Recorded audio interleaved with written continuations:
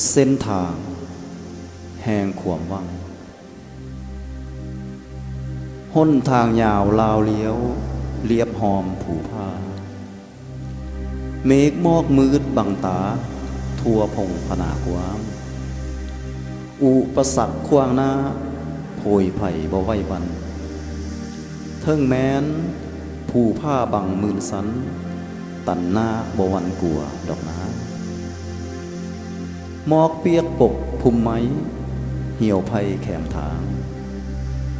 หมอกจางตามืดมัวทั่วแดนดินดาว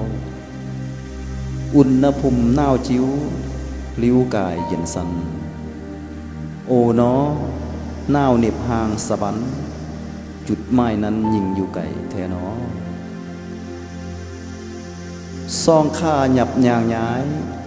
บ่ไว้วันเก่งหัวมืดมัวเทิงทางไปยิงไก่เกินก้าวสาวพันไม่ควงหน้าไก่ตาบ่เห็นแง่เทิงแม้น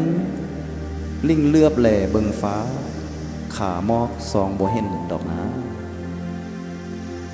จุดมุ่งไม้บ่ไกลยังไก่กลัวสายตาสุดฟากฟ้าดินแดนดานได้มีหอมหูซองแค้นข้าบืนสู้สู่ใจห้ายเมื่อยโอ้น้อ